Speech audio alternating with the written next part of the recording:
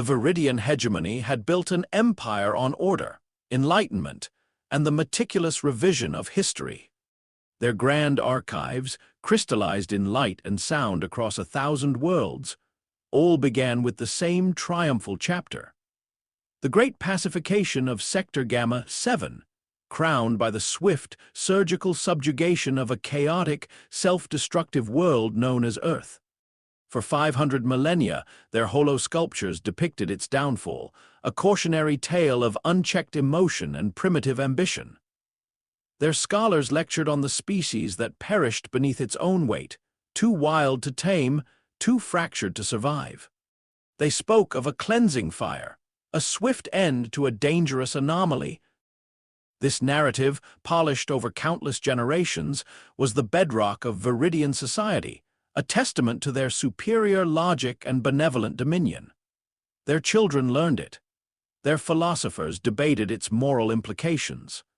Their engineers marveled at the efficiency of the orbital bombardment that had reportedly sterilized the planet. Earth, the tainted cradle, was a symbol, a fossilized reminder of a galaxy before Viridian wisdom. Yet on Earth itself, beneath layers of synthetic rockcrete and bio-integrated soil, a quiet, insistent hum had never ceased. It was a frequency too low for Viridian sensors, too ancient for their data cores to recognize. It was the whisper of a planet remembering, a planet healing, a planet preparing. For 500,000 years, while the hegemony celebrated its fabricated victory, Earth had simply waited. Deep in the subterranean heart of what was once the Eurasian landmass, in a chamber sculpted from living silica and reinforced with memory metals, Elder Arian stood alone. He was not a warrior, not in the traditional sense. His frame was lean, his skin etched with the faint, almost invisible lines of ancient biointegration, his eyes reflecting the soft, pulsing light of the colossal console before him. He was the custodian, the last awake of the first generation, a living archive of a past the hegemony believed it had erased. Around him, the chamber pulsed with rhythmic energy, a heartbeat echoing through the bedrock. This was not a bunker, not a vault. This was the cerebellum of a planetary consciousness, the core nexus of Project Sentinel. Sentinel was not a weapon. Not yet. It was a promise, a long-term contingency woven into the very fabric of Earth's renewed crust. After the initial invasion, after the overwhelming force of the hegemony's fleet had cracked the sky, humanity had made a choice.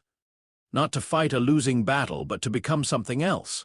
To vanish, to reforge, to wait. And Elder Arian was its enduring sentinel. Today, the hum intensified. A shimmering holographic map of the Sol system materialized above the console. A small, sleek Viridian scout vessel, the Wayfinder, had just entered Earth's orbital space. Its designation flashed in cool, clinical script: Survey Vessel Class Gamma 9. Routine, atmospheric, and geological scan. Arian's lips, rarely used for speech, curved into a faint, almost imperceptible line that might have been a smile or perhaps a grim acknowledgement. "Routine," he murmured, his voice a low resonance, more a vibration in the air than a sound. "The universe's grandest illusion is always built on routine." On board the Wayfinder, Navigator Zerath tapped a clawed digit against his console, a tiny spark of irritation flaring in his visual sensors. "Another energy spike, Captain. Source: Earth's crust. Fluctuations are extreme, irregular, primitive." Captain Voran, a being of impeccable posture and even more impeccable self-regard, merely huffed. "It's a defeated world, Zerath, or more accurately, a tamed one. Any residual energy is likely geological instability or the remnants of their self-destructive industries. Perhaps a long-dormant fission reactor finally degrading." Voran's tone dripped with the casual dismissal cultivated over millennia of unchallenged dominance. Humans were chaotic. Their technology reflected it. Crude, inefficient, volatile. The grand pacification was a mercy. Zerath, ever the meticulous, adjusted a filter.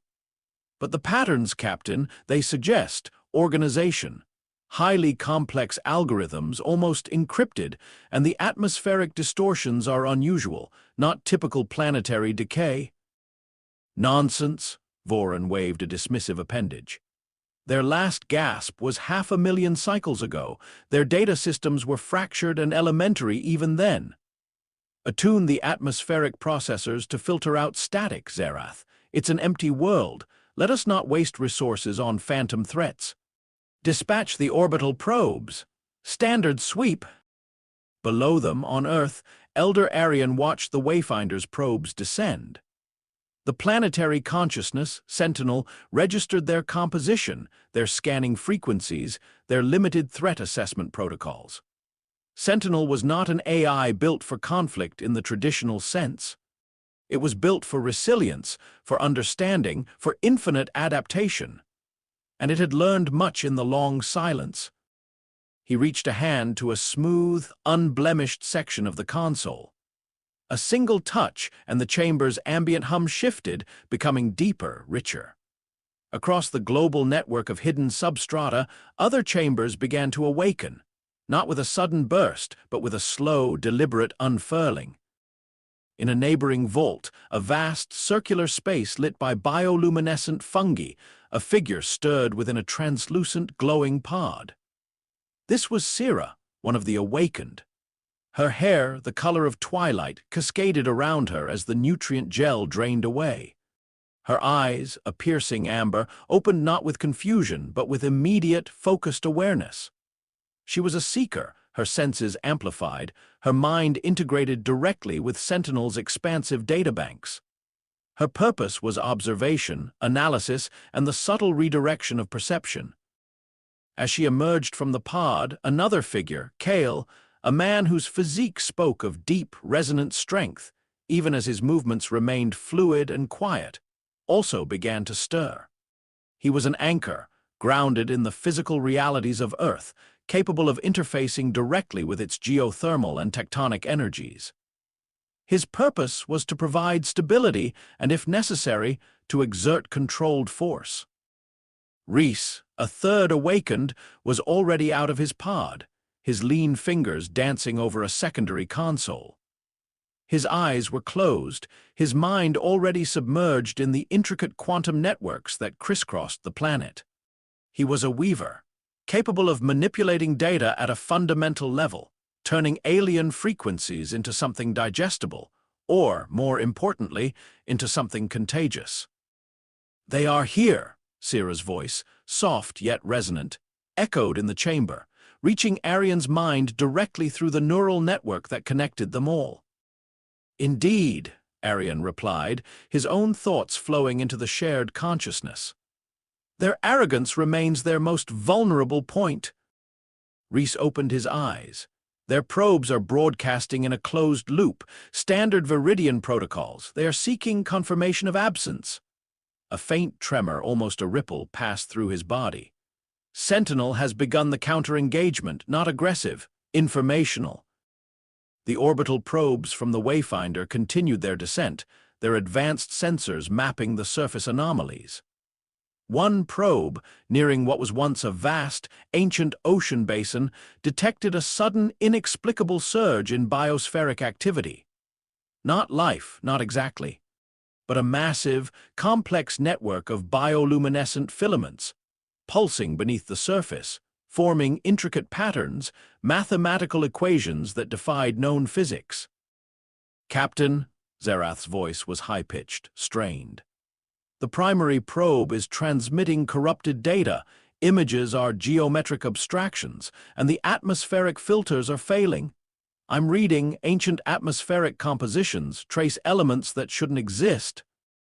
Voron moved to the console, his confidence wavering. The images on the screen were indeed baffling. Instead of inert rock, the probe's feed showed glowing, interwoven structures, shifting like a living tapestry. And then, a burst of noise. Not static, but a complex, multi-layered transmission overlaying itself on their comms. It wasn't a language, not in any recognizable form, but a dense packet of data, raw information cascading directly into their ship systems. "What is that?" Voron demanded, his usual calm now shattered. "Firewall it, purge, it's an unknown, potentially hostile signature." Reese, on Earth, allowed a subtle ripple of energy to flow outward. "They are attempting to purge," his thoughts echoed to Arian. "It is inefficient. The data stream is not an attack. It is a memory, irresistible." The Wayfinder's firewalls, designed to repel energy weapons and simple data viruses, were useless against the incoming flow. It wasn't malicious. It was simply overwhelming. The sheer volume of information, of historical data, of scientific understanding, of philosophical concepts, all condensed and accelerated, began to flood the Wayfinder's central AI. The ship's automated systems began to slow, then to stutter. Navigation, comms, life support all flickered, overwhelmed not by destruction but by comprehension. "We are losing control," Zerath cried, clawing at his console. "The ship's mind, it's being overwritten, not with code but with raw experience. It's perceiving human history, not the Hegemony's version but theirs."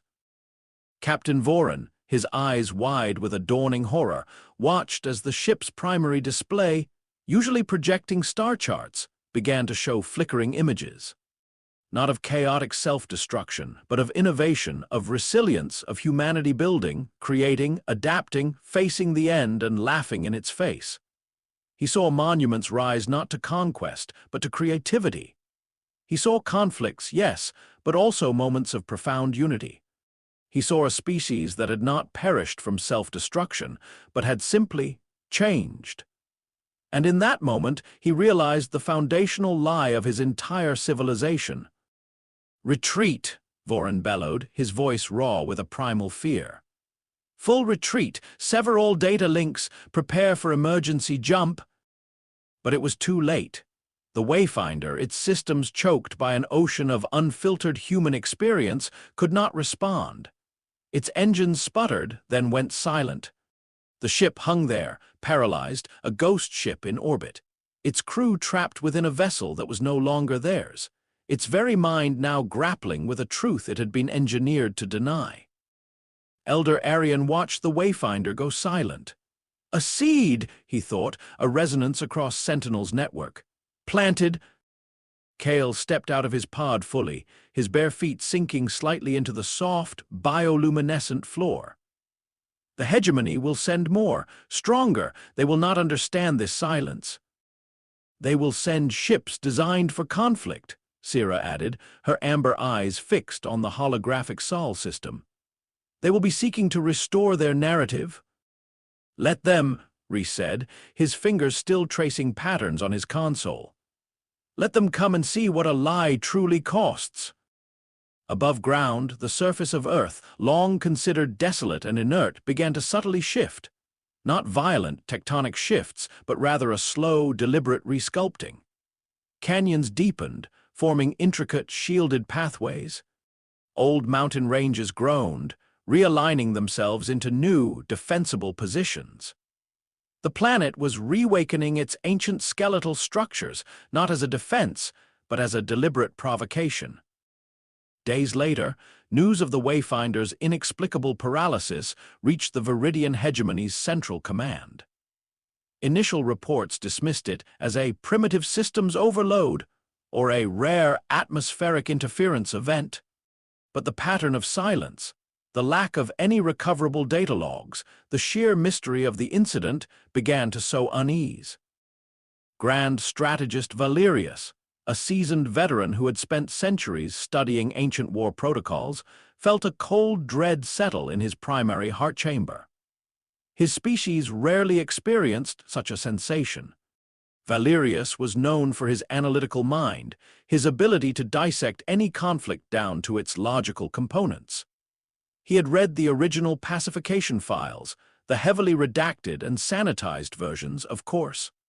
But even those hinted at a ferocity, a resilience in the old humans that defied the Hegemony's narrative of their self-destruction.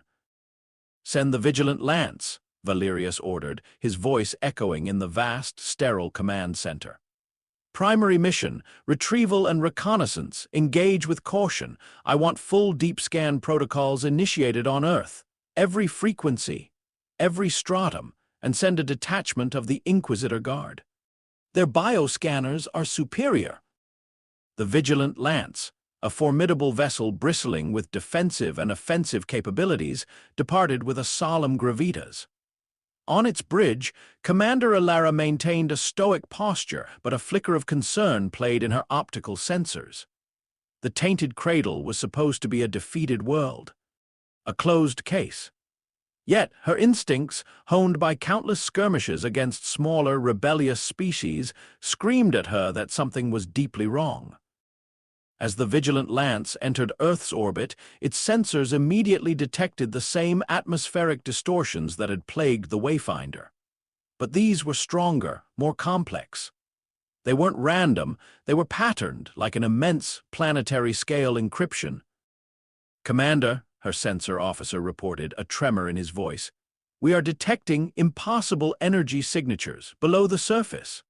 Thousands of them, all synchronized, and a global field is forming, disrupting our long-range comms. It's like the planet itself is generating a silence."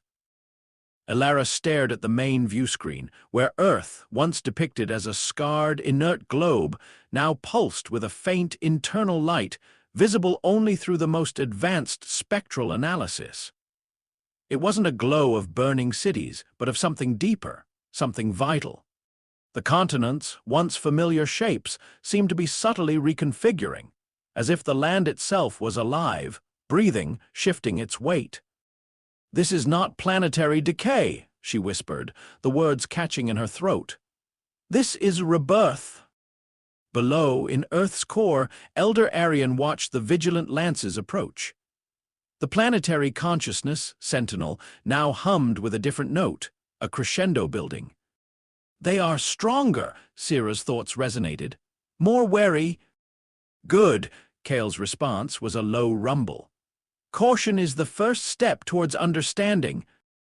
Reese, his eyes glowing with the internal light of the network, extended a subtle, almost imperceptible surge of energy outward from the planetary core. Not a weapon, but a pulse. A single, unified vibration that resonated through the bedrock, through the deep ocean trenches, through the very atmosphere. On the bridge of the Vigilant Lance, every screen, every console, every data feed abruptly flickered. Then, for a split second, they all displayed a single, simple image, a human eye. Wide, ancient, and filled with an unbearable clarity, not hatred, not fury, just recognition. Then, just as suddenly, the image vanished. The screens returned to their chaotic readings, but the unsettling vision had been burned into the minds of the crew. Commander Alara stumbled back, clutching her chest. The image of that eye, those ancient depths, it spoke of something far beyond the Hegemony's carefully constructed history. It spoke of something that had not perished, but endured. And worst of all, it spoke of a future they had never accounted for. "This isn't a defeated world," she whispered, the words catching in her throat. "It remembers everything." Deep beneath the shifting crust, Elder Arian closed his eyes, his consciousness merging fully with the planet. The hum was now a roar, silent to alien ears but deafening to Sentinel's core. The long sleep was ending. The quiet preparations were complete. Humanity, reshaped by 500,000 years of silence, was ready to assert its true supremacy. He felt the planet's immense power gathering, not for a destructive strike, but for a grand, undeniable unveiling. The Viridian hegemony had boasted of conquest. Soon they would learn the true meaning of Earth's hidden might.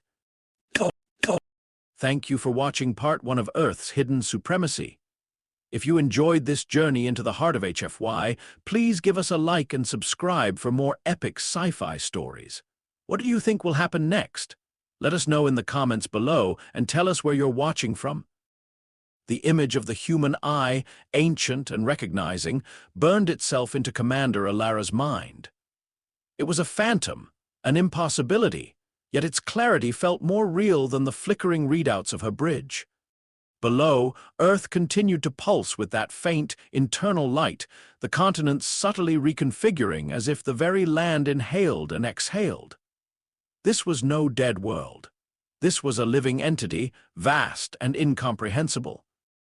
"Commander Alara, report!" Grand Strategist Valerius's voice, sharp and laced with imperial impatience, sliced through her personal comms from the Hegemony's central command. "Your silence is disquieting. What is the status of the tainted cradle and the Wayfinder?" Alara swallowed, a dry, rasping sound in her throat.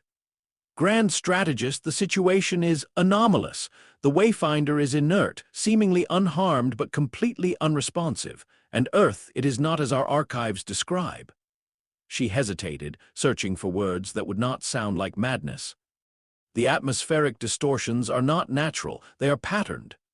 The energy signatures below the crust are vast, synchronized, and we encountered a visual projection, an intelligent one." A beat of absolute silence from Valerius. Then, a low, guttural chortle that grated against Alara's auditory sensors. "A visual projection? Commander, are you suggesting the primitives are attempting a psychological gambit?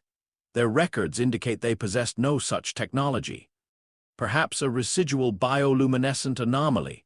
The data you transmit is fragmentary, unacceptable." Valerius's tone hardened.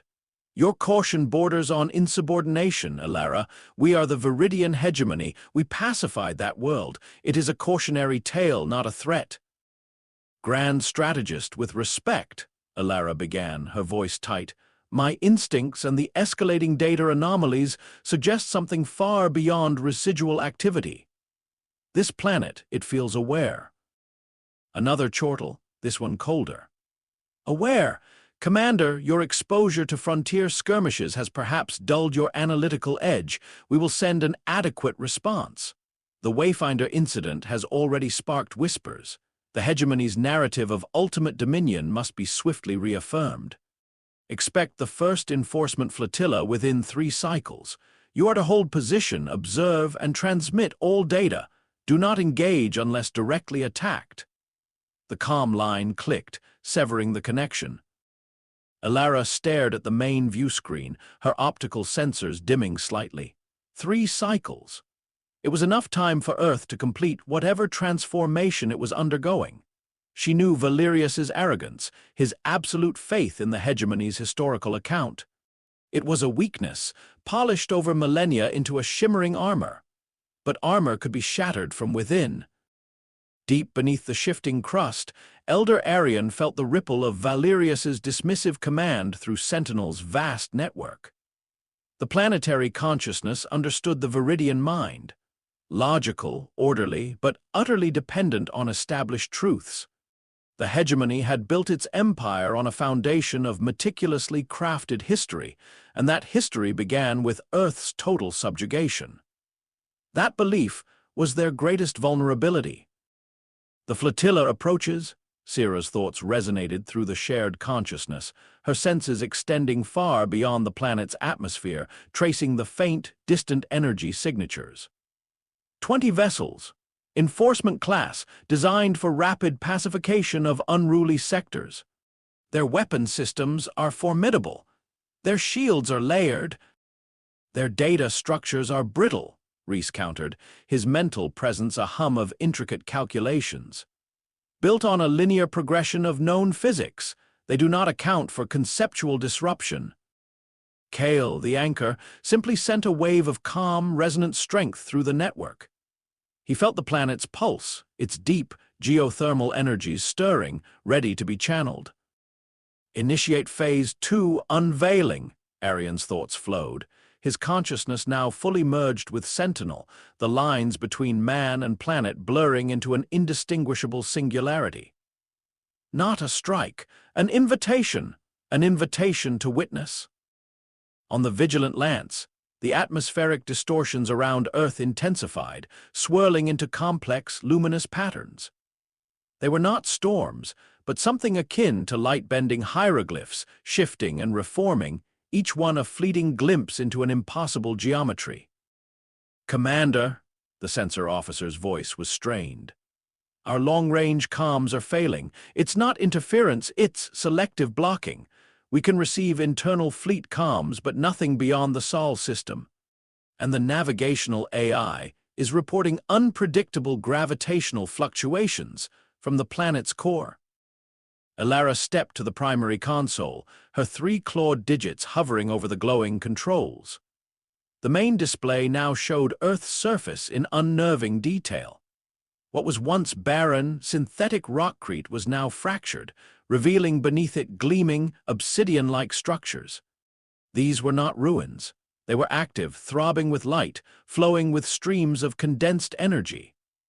Vast, crystalline spires began to emerge from what were once flat, featureless plains, growing with terrifying speed, coalescing into coherent shapes that defied Viridian architectural principles. "They are building," the tactical officer whispered, his optical sensors wide with disbelief. "At a planetary scale, it's impossible. No known material can self-assemble with such speed." Elara didn't respond. Her gaze was fixed on the structures, feeling a profound, unsettling awe. This wasn't just tech, it was life reshaped. The very crust of Earth was a canvas, and the artists were its ancient, hidden inhabitants. 3 cycles later, the first enforcement flotilla broke through the outer SOL system perimeter. 20 gleaming vessels, battle-hardened and bristling with disruptor cannons and energy-damping fields, assumed formation around the tainted cradle. Grand Strategist Valerius, aboard the flagship, the indomitable Truth, watched the tactical displays with a smug satisfaction. "There," he boomed, his voice resonating through the bridge. "The primitives are attempting a display of atmospheric light.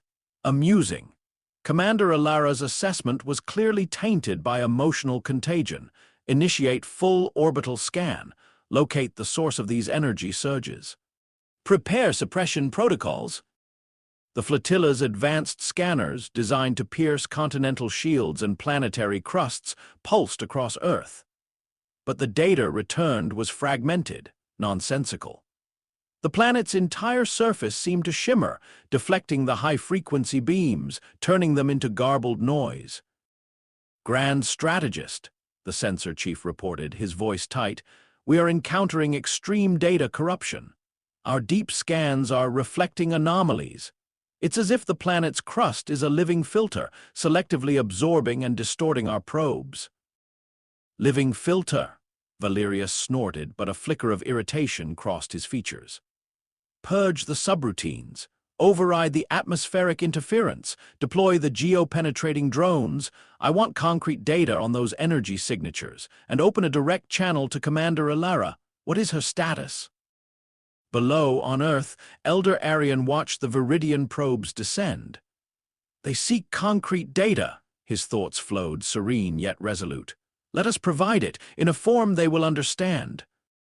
Reese activated the planetary data stream. It was not a virus, not an attack in the conventional sense.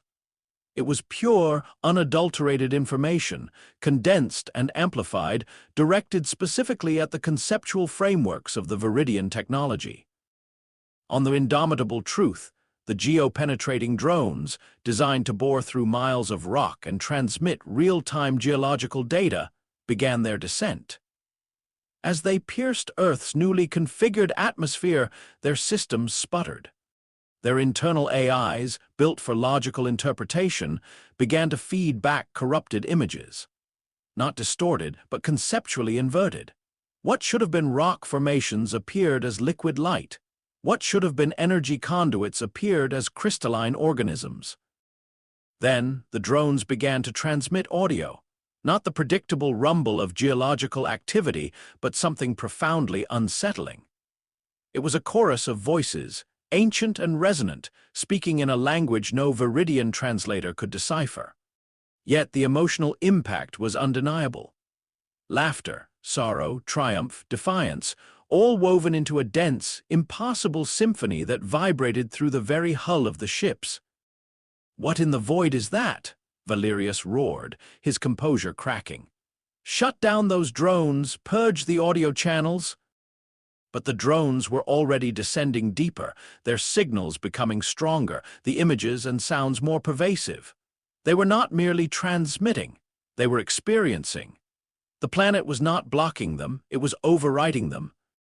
"Grand strategist," the comms officer cried out, his vocalizer straining. "Our internal comms are failing. The network is being flooded by a secondary signal. It's a narrative, a history, not ours."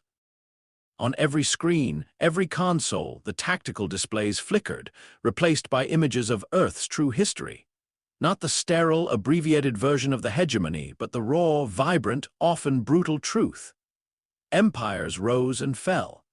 Humanity battled its own kind, then united against impossible odds. It reached for the stars, stumbled, rose again, always adapting, always pushing. Viridian officers, their multiple optical sensors wide with shock, watched as their ship's AIs, designed for precise data processing, began to exhibit confusion. Then, something akin to despair. The sheer, overwhelming volume of unfiltered, chaotic, yet undeniably real human experience was too much for their rigidly structured minds. The indomitable truth began to list, its internal systems stuttering. Lights flickered, propulsion systems strained. It was not a physical assault, it was a cognitive one. "They are not attacking with weapons," Commander Alara's voice, clear and precise, cut through the growing chaos on Valerius's bridge. Her ship, the Vigilant Lance, was still functional, its more resilient systems processing the data in a more controlled manner. "They are attacking with truth. They are dismantling our understanding of reality." Valerius spun, his face a mask of furious disbelief. "Commander, what are you speaking of truth? This is a primitive world. Their history is one of self-destruction." "No, grand strategist," Alara countered, a grim understanding settling in her heart. "That was the lie we chose to believe. Earth did not perish, it adapted, it vanished. It redefined existence beneath our very noses. The very air around us, the ground below, it is a single conscious entity. And it is dismantling the foundations of our fleet with information, not energy bolts." Just then, a wave of profound silence swept through the entire Viridian flotilla. Not the absence of sound, but an active, crushing suppression of all frequencies. No comms, no internal systems, no engine hum, no life support. Every Viridian ship, from the massive indomitable truth to the smallest scout, went utterly, horrifyingly silent. They hung suspended in orbit, paralyzed like insects caught in amber. Below them, the crystalline spires on Earth's surface pulsed with a blinding blue light. Not an aggressive light, but one of immense, focused power. And from within their depths, a new structure began to rise. Not a weapon, not a city. It was a colossal, shimmering arch, impossibly vast, spanning continents, composed of the same obsidian-like material that now permeated Earth's crust. It throbbed with the planet's internal energy, a gateway forming in the very sky. On the bridge of the indomitable truth, Valerius clawed at his useless console, his optical sensors flickering in abject terror. His perfectly ordered mind, built on millennia of predictable logic, could not comprehend this. This was not war. This was unraveling. The silence was broken only by a single, resonant hum originating from Earth itself. It was not broadcast through speakers or comms. It vibrated directly within the core of every Viridian being, a deep, ancient chord that resonated with something primal, something forgotten. And then a voice, not spoken but thought, projected directly into the minds of every Viridian on the fleet in their own language, yet with an accent so profound, so utterly alien that it chilled them to their very essence. It was Elder Arian's thought, amplified by Sentinel, by Earth itself. For 500,000 cycles you spoke of conquest, you built monuments to a lie, you taught your young that we perished chaotic and weak. The thought voice was devoid of anger or even triumph. It was simply factual. You built your peace upon our supposed downfall. You claimed dominion over a memory that was never truly yours. Valerius stared at the impossible arch forming in Earth's atmosphere, his internal organs trembling. "We did not perish," the voice continued, unwavering. "We adapted, we evolved, and in the long silence we remembered everything you tried to erase." Suddenly, the Viridian ships that had been paralyzed, frozen in their orbital paths, began to move. Not under their own power, not under Viridian command. They moved in perfect, synchronized patterns, forming concentric circles around the Earth, their own weapon systems now glowing with that same profound blue light emanating from the planetary spires. They were being repositioned, rearmed.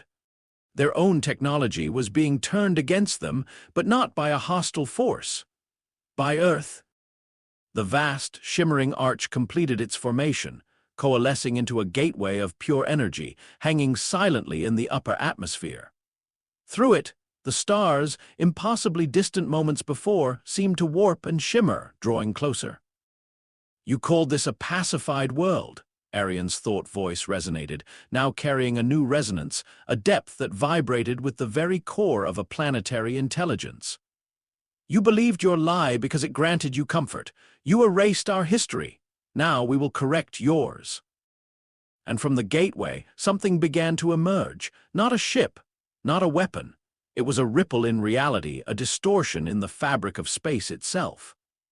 A profound darkness, denser than any known void, began to seep through the arch, pushing aside the very light of the stars. It was a presence vast and terrifying, unlike anything the Viridian Hegemony had ever encountered. It carried no energy signature, emitted no heat, possessed no discernible form. It simply was. Valerius stared at the encroaching darkness, his multiple hearts seizing in his chest. What is that?" he croaked, the sound raw and desperate. Elara, on the vigilant lance, felt a cold dread that eclipsed all previous fear. She understood. Earth hadn't built an army, it had built a key. It was opening a door, and what lay beyond that door, that was the true, hidden supremacy. The darkness expanded, consuming the stars, flowing through the arch and into the Sol system. It was not a conventional threat, it was an existential one. And Earth, the tainted cradle, had not just remembered how to fight. It had remembered how to open forgotten pathways, how to summon forces the galaxy had long believed impossible. Because sometimes, true power wasn't about what you conquered. It was about what you unleashed.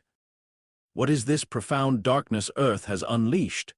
And how will the galaxy react to the sudden, terrifying shift in power? Find out in the next part of Earth's hidden supremacy. Don't miss a single second of this epic tale. Smash that subscribe button and ring the notification bell. Your future self will thank you for not missing humanity's greatest comeback. The profound darkness, denser than any known void, surged through the shimmering arch, a tear in reality that consumed the light of distant stars.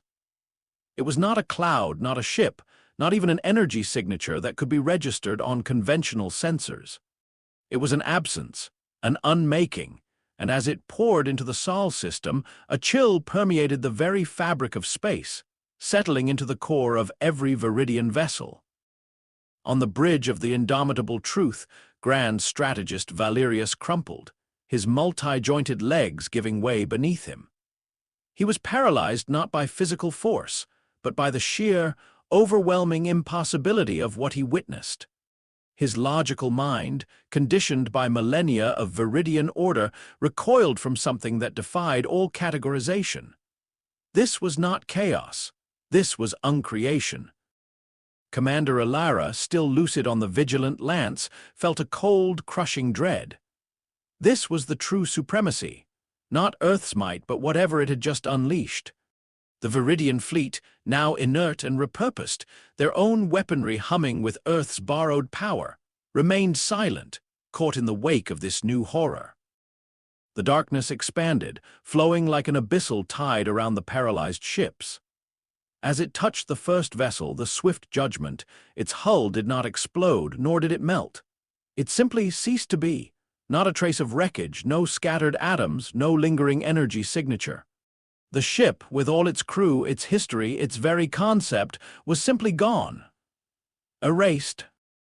A silent, primal scream echoed through the minds of the Viridian fleet, a collective recognition of oblivion. This was the true end. Their meticulously crafted history, their empire built on narratives of conquest and order, now faced an entity that understood only blank slates.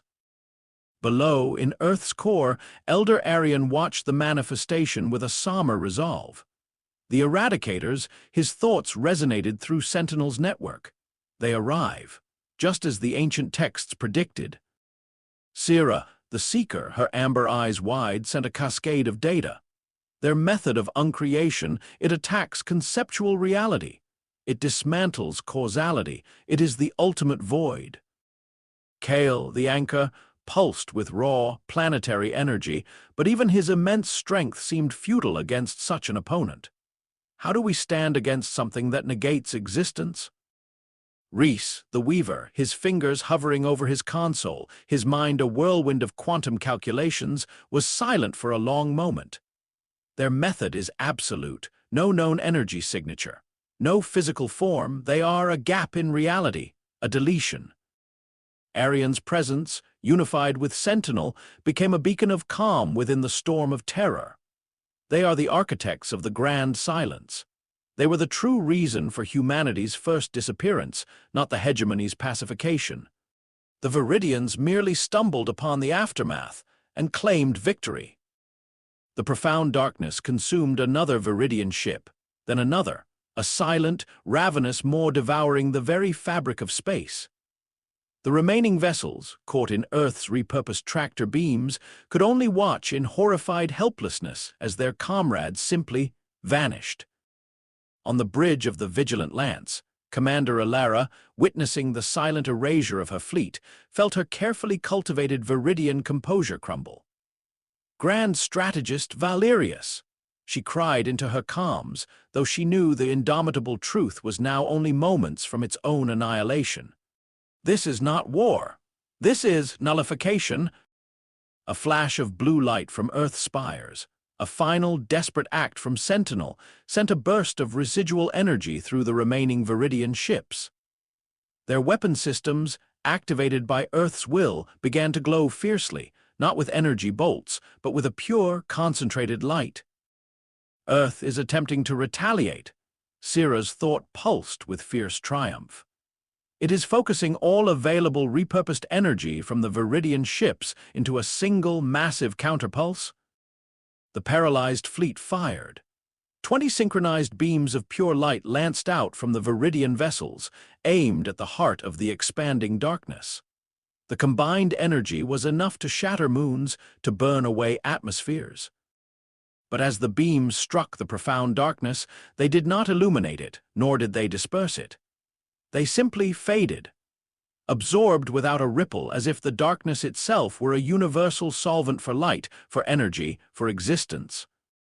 The indomitable truth, Valerius's flagship, was next. The profound darkness washed over it. For a terrifying, silent instant, the vessel seemed to shimmer, its outlines blurring, its very form becoming indistinct. Then, with an imperceptible shush that resonated only in the deepest parts of the Viridian soul, it was gone. Valerius, his final, desperate thought, a horrified realization of the colossal lie he had built his life upon, was utterly unmade. Only the Vigilant Lance remained, Earth's hold on it a desperate anchor in the face of oblivion. Commander Alara felt the shudder through her ship, a silent tremor as the darkness advanced. Her optical sensors focused on Earth below, where the crystalline spires pulsed with frantic, desperate energy. She realized Earth had not unleashed this horror by choice, but perhaps by circumstance. By tearing open reality to reclaim its truth, it had inadvertently opened a door for something far older, far more terrifying. They do not use energy or force, Arian's thoughts echoed through Sentinel's core, a realization dawning in his ancient mind. They unmake by severing concept from reality, by erasing definition itself. They are the ultimate censor. Then how do we fight something that erases? Kale asked, his mental presence a frustrated wave. Our entire purpose is based on physical reality, on force, on resilience. We cannot fight what they are, Arian replied, his thoughts now focused, a new, daring strategy forming. But we can fight what they do. We cannot be erased if we cannot be forgotten, and we cannot be forgotten if we are always evolving. Reese, the weaver, understood first. We need to make our existence non-linear, non-definable, a constant state of flux that resists conceptual severing. Sira added, her mind racing through ancient human lore, we need to become a contradiction, a paradox, something that is and is not simultaneously. The Gaia Protocol, Phase 3, Arian declared, his thought voice resonating with Sentinel's full planetary power. Unleash the adaptive imprint. We will not be erased. We will become the unforgettable. On the vigilant lance, Commander Alara watched as the expanding darkness, having consumed the entire Viridian flotilla, now turned its attention to Earth. It began to close in, a vast, silent maw ready to swallow the very planet. Then, from the crystalline spires, from the colossal arch, and from every newly formed obsidian structure across Earth's surface, a new kind of light erupted. It was not the blue light of raw energy, but a kaleidoscopic shimmer, constantly shifting, impossible to focus on. It pulsed with every color, every wavelength, every conceivable frequency. Yet paradoxically, it absorbed light too, becoming both visible and invisible simultaneously. It was Earth itself, attempting to become undefined. The profound darkness hesitated. For the first time, its relentless advance faltered. It encountered something it could not categorize, something that slipped through its attempts at conceptual severance. It was trying to erase Earth, but Earth was refusing to exist in a way that could be erased. It's working. Sira's thought pulsed with fierce triumph. They cannot categorize us. We are too many things at once, too contradictory. But it is not enough, Arian warned, his presence stretching across the planet. They will adapt. They will attempt to define the paradox. We need to project, to imprint, to make our very essence an undeniable truth. Suddenly, the iridescent light emanating from Earth intensified. It pulsed outward, not as a destructive wave, but as a vast, all-encompassing story. It flooded the Sol system, washing over the paralyzed vigilant lance. Commander Alara gasped, not from lack of air, but from the sheer, overwhelming influx of information. The light was not just light, it was a torrent of sensory data, of emotion, of memory. She saw visions of humanity, not as a species defined by single traits, but as a maelstrom of contradictions. Compassionate yet ruthless, logical yet driven by passion, self-destructive yet eternally hopeful. She saw endless variations, countless forms, a species that shifted and reshaped itself with every challenge. The lie of their pacification shattered into 1,000 fragments, revealing a truth so vast it threatened to break her mind. The profound darkness recoiled slightly, its unmaking presence flickering as if experiencing interference. It was struggling to erase something that was refusing to be simple, refusing to be contained. The adaptive imprint is projecting our collective experience, Reese explained, his thoughts a rapid-fire sequence of complex equations. Every paradox, every innovation, every moment of defiance, every self-redefinition. We are forcing them to process the full, chaotic, contradictory truth of humanity, something they cannot categorize and therefore cannot erase. Kale channeled the planet's deep geothermal energies, grounding the kaleidoscopic projection, ensuring its stability, making sure it didn't dissipate too quickly. It's a temporary measure, Arian acknowledged, his voice resonating with ancient wisdom. They are slowed, but they will learn. They will find a new vector for erasure. We need to counter before they adapt. We need to project the future. From within the shimmering arch, something else began to coalesce. Not the profound darkness, but something new, something that mirrored the kaleidoscopic light of Earth. It was an ethereal fleet, not of metal and circuitry, but of pure, shimmering concepts. Ships formed of light, of memory, of potential, their hulls constantly shifting, their forms defying geometric stability. They were vessels of pure defiance, built not to carry weapons, but to carry truth. The emissaries of unerasure, Sira thought, or coloring her mental projection.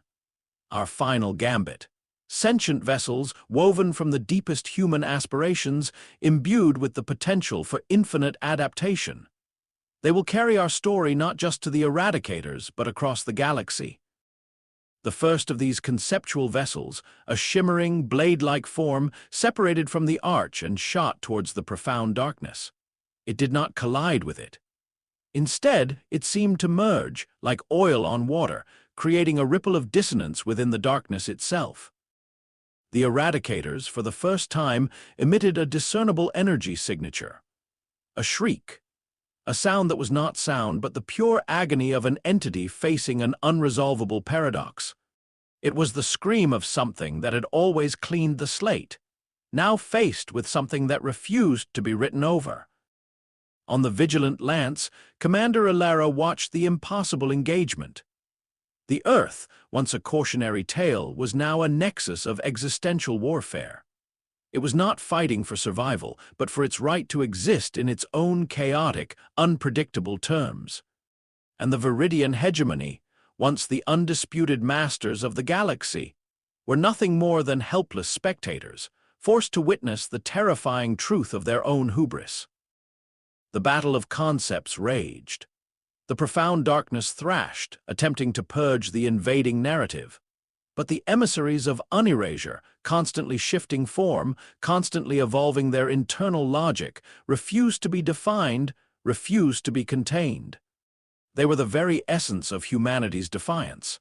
Adaptable, resilient, and utterly, maddeningly unpredictable. Elder Arian, merged with Sentinel, felt the strain. This was not a physical war of attrition. It was a mental marathon, a contest of definitions.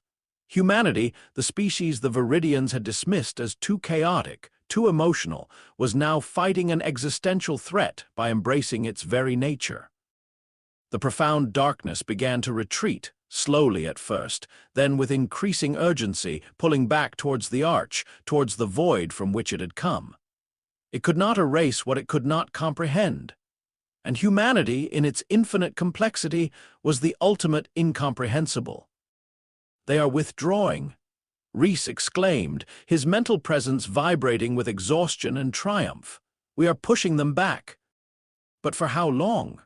Kale questioned, his resonance heavy. "They will learn. They will adapt." Arian's thoughts were clear, resolute. "They will, and so will we. This is not the end of the conflict, my kin. This is merely the end of the beginning. We have asserted our existence. Now we must assert our place." The profound darkness, wounded by concept and paradox, receded entirely through the shimmering arch, which then began to contract, slowly fading from existence. The Sol system was once again bathed in the light of its own sun, though a new, profound silence settled over it. The silence of an ultimate threat, repelled. Only the vigilant lance remained of the Viridian fleet, its systems flickering back to life as Earth released its hold. Commander Alara, trembling, stared at the clear viewscreen where Earth now hung, no longer pulsating with chaotic light, but with a serene, profound presence. The crystalline spires remained, silent monuments to an impossible victory. She looked at her console, where the original, redacted Viridian history of Earth was now overlaid with the raw, vibrant truth she had just experienced. The lie was exposed. The hegemony's foundation was irrevocably shattered. Grand Strategist Valerius, all fleet units vanished, her sensor officer stammered, his optical sensors still wide with shock. No trace, only us. Alara didn't need to be told. She knew. They had witnessed Earth's hidden supremacy, not just its power, but its terrifying ability to face the impossible and redefine it. The galaxy would hear of this, and the universe would never look at Earth or humanity the same way again. She opened a calm channel, not to the hegemony, but to the newly emergent forces of Earth. No response, just silence, but a new silence. A silence that spoke of vigilance, of evolution, of an unspoken promise. The galactic order, built on a lie, had just shattered.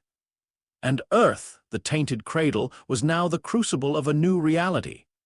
The emissaries of unerasure, their mission just begun, were already streaking out into the void, carrying humanity's defiance into the deepest reaches of space. The Viridian hegemony had boasted of conquest for 500,000 years, but it was nothing more than a carefully constructed fabrication. Commander Ilara now understood that. Her vessel, the sole remnant of a once-proud fleet, hung silently above Earth, a testament to the planet's unfathomable resilience. The truth of humanity was not found in their archives, but in the paradoxes of their very being. The galaxy had just witnessed humanity's defiance against an entity that erased existence itself. What impossible challenges await the universe now that Earth has truly revealed its nature? And what secrets does humanity still hold? Don't miss the epic conclusion. Hit that subscribe button and join our growing community of HFY fanatics. After all, who needs ancient prophecies when you have humanity rewriting the stars? Heck yeah! The profound darkness, having consumed the entire Viridian flotilla, save for the vigilant lance, lunged towards Earth. It coiled like a living void, its unmaking presence flickering as it struggled against Earth's adaptive imprint. The kaleidoscopic shimmer, emanating from the planet's crystalline spires, from the colossal arch, and from every newly formed obsidian structure, pulsed with every color, every wavelength, every conceivable frequency. Earth was refusing to exist in a way that could be erased. The Eradicators, for the first time in their silent, absolute existence, emitted a discernible energy signature. A shriek that was not sound, but the pure agony of an entity facing an unresolvable paradox. It was the scream of something that had always cleaned the slate, now faced with something that refused to be written over. Within Sentinel's core, Elder Arian felt the surge, not of pain, but of a profound collective effort. Humanity, the species the Viridians had dismissed as too chaotic, too emotional, was now fighting an existential threat by embracing its very nature. It is working. Sierra's thought pulsed with fierce triumph through the network. They cannot categorize us. We are too many things at once, too contradictory. But it is not enough, Arian warned, his presence stretching across the planet. They will adapt. They will attempt to define the paradox. We need to project, to imprint, to make our very essence an undeniable truth. From within the shimmering arch, something else began to coalesce. Not the profound darkness, but something new, something that mirrored the kaleidoscopic light of Earth. It was an ethereal fleet, not of metal and circuitry, but of pure, shimmering concepts. Ships formed of light, of memory, of potential, their hulls constantly shifting, their forms defying geometric stability. They were vessels of pure defiance, built not to carry weapons, but to carry truth. The emissaries of unerasure, Sierra thought, or coloring her mental projection. Our final gambit. Sentient vessels, woven from the deepest human aspirations, imbued with the potential for infinite adaptation. They will carry our story not just to the Eradicators, but across the galaxy. The first of these conceptual vessels, a shimmering, blade-like form, separated from the arch and shot towards the profound darkness. It did not collide with it. Instead, it seemed to merge, like oil on water, creating a ripple of dissonance within the darkness itself. This was the pinnacle of humanity's defiance. Not meeting force with force, but unmaking, turning erasure into a profound, undeniable statement of existence. The Eradicators thrashed. Their unmaking presence flickered, momentarily becoming translucent, as if struggling to maintain coherence. They had encountered the ultimate counter-argument. A species that refused to be defined by their rules, that mutated its very conceptual being to escape eradication. The emissaries of unerasure, like living fractals, began to spread through the dark entity, injecting raw, unfilterable human data into its core processes. Images of a child's laughter, the quiet determination of a scientist, the unyielding will of a pioneer facing the void, the heartbreaking beauty of a self-sacrifice, the maddening, glorious contradiction of a species that burned its own cities, yet built wonders from ash, all of it cascaded into the Eradicator's monolithic, erasing mind. On the vigilant lance, Commander Ilara watched the impossible engagement. Her optical sensors, overwhelmed by the cascading light and conceptual feedback, struggled to process the battle of definitions. She felt the ship's systems groan, not from damage, but from the sheer cognitive strain of witnessing a reality that had twisted itself inside out. This was not a war of firepower, it was a war of essence. Earth, once a cautionary tale, was now a nexus of existential warfare. It was not fighting for survival, but for its right to exist on its own chaotic, unpredictable terms. And the Viridian Hegemony, once the undisputed masters of the galaxy, were nothing more than helpless spectators, forced to witness the terrifying truth of their own hubris. The profound darkness, wounded by concept and paradox, began to recoil, slowly at first, then with increasing urgency, pulling back towards the arch, towards the void from which it had come. It could not erase what it could not comprehend, and humanity, in its infinite complexity, was the ultimate incomprehensible. Each emissary of unerasure, now deeply embedded within the retreating void, pulsed with Earth's defiant light, leaving behind indelible imprints. The Eradicators were not merely repelled, they were marked. Their ultimate weapon, absolute conceptual erasure, had been rendered impotent by the very species they sought to nullify. "They are withdrawing," Reese exclaimed, his mental presence vibrating with exhaustion and triumph. "We are pushing them back." "But for how long?" Cale questioned, his resonance heavy. "They will learn. They will adapt." Arian's thoughts were clear, resolute. "They will, and so will we. This is not the end of the conflict, my kin. This is merely the end of the beginning. We have asserted our existence. Now we must assert our place." The profound darkness, wounded by concept and paradox, receded entirely through the shimmering arch, which then began to contract, slowly fading from existence. The Sol system was once again bathed in the light of its own sun, though a new, profound silence settled over it. The silence of an ultimate threat repelled, replaced by the deep, resonating hum of Earth's renewed vitality. The emissaries of unerasure, their mission just begun, were already streaking out into the void, carrying humanity's defiance into the deepest reaches of space, each a silent, constant projection of the truth. Only the vigilant lance remained of the Viridian fleet, its systems flickering back to life as Earth released its hold. Commander Ilara, trembling, stared at the clear viewscreen where Earth now hung, no longer pulsating with chaotic light, but with a serene, profound presence. The crystalline spires remained, silent monuments to an impossible victory, their obsidian forms now reflecting the light of a sun that had witnessed a new dawn. She looked at her console, where the original, redacted Viridian history of Earth was now overlaid with the raw, vibrant truth she had just experienced. The lie was exposed. The Hegemony's foundation was irrevocably shattered. Her sensor officer stammered, his optical sensors still wide with shock. Grand Strategist Valerius, all fleet units vanished. No trace. Only us. Ilara didn't need to be told. She knew. They had witnessed Earth's hidden supremacy. Not just its power, but its terrifying ability to face the impossible and redefine it. Commander Ilara, her form still trembling, manually opened a long-range comm channel. Her voice, usually calm and composed, cracked slightly as she transmitted a single raw message to the Viridian Hegemony. It was not a report, but a confession. The tainted cradle, it is not dead. It is a crucible. The lie, it has consumed us all. She paused, her eyes fixed on the serene, yet undeniably dangerous blue-green orb below. We were never conquerors. We were deluded.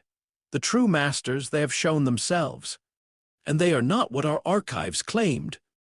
Her message, sparse and filled with an unsettling clarity, tore through the carefully constructed narratives of the hegemony. It was not a call to arms, but a death knell. Across the vast, ordered empire, systems began to falter, not from external attack, but from internal dissolution. The foundation of their peace, built on the supposed subjugation of Earth, crumbled beneath the weight of this unbearable truth. The hegemony did not fall in a blaze of glory or a destructive war. It simply began to unravel, its citizens, its leaders, its very fabric questioning every truth they had ever known. Authority figures found their commands questioned, their historical records disbelieved. The carefully maintained order spiraled into widespread doubt and quiet dissent, a collapse from within, proving Elder Arian's earlier thought, that a lie, once exposed, eats its architects from the inside.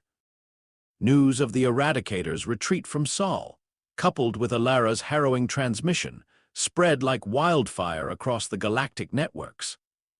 The other species, who had long accepted the Viridian narrative, found themselves in a state of unprecedented confusion and fear. The Zir Collective, the Venari, the Hari Confederation, all of them watched their screens with a mix of awe and dread. Earth, the supposedly vanquished world, had not only repelled an ultimate eraser of reality, but had forced it to retreat, seemingly wounded. It was an impossibility. Some species immediately sought to understand, to analyze the new data, to frantically update their threat assessments. Others recoiled, locking down their borders, banning all mention of Earth or humanity. Yet others, remembering their own quiet doubts about the Viridian claims, now saw a profound, terrifying hope. Earth was not just powerful, it was the ultimate unpredictable element, a force that defied all known galactic laws. Back on Earth, Elder Arian, no longer fully merged with Sentinel but still deeply connected, sat in the core chamber. Syrah, Kale, and Reese were present, their forms radiating exhaustion, but their eyes gleamed with a quiet satisfaction. The vast holographic map of the galaxy shimmered above them, no longer just showing stellar bodies, but complex, fluctuating conceptual fields, the subtle, far-reaching effects of the emissaries of unerasure. The hegemony is dismantling itself, Syrah observed, her voice soft, almost thoughtful. Their cities are not burning, their fleets are not clashing, they are simply ceasing to believe. A fitting end for a civilization built on a fabrication, Kale murmured, his deep voice resonating with Earth's lingering pulse. Reese, ever analytical, tapped a data pad. The Outer Rim species are panicking. The Central Galactic Council is holding emergency sessions. They don't know whether to fear us or beg for our protection. Arian looked at the shimmering map. Fear is a temporary currency. Understanding, that is where true change begins. He looked at his companions, the new generation of awakened, their faces etched with the truth of the last 500,000 years. We did not reclaim a planet. We reshaped a reality. The emissaries of unerasure, now tiny specks of light on the vast galactic map, were beyond their direct control, living concepts, forever carrying the truth of humanity's defiance. They were subtle, almost imperceptible, but they were working. Whispers would become stories. Stories would become truths, and the galaxy would slowly but irrevocably change its understanding of existence. "What now, Elder?" Syrah asked, her amber eyes reflecting the light of the holographic galaxy. "We have established our supremacy. We have repelled the void. What is the next chapter for Earth?" Arian stood, his ancient form radiating a quiet strength. His gaze swept over the chamber, over the glowing consoles, the bioluminescent walls. "We do not dictate chapters, Syrah, we live them. Earth is awake, and the galaxy now knows that. But the universe holds many more lies, many more silences." He walked to the central console, not to activate a weapon, but to merely observe. The screen displayed a single, evolving image.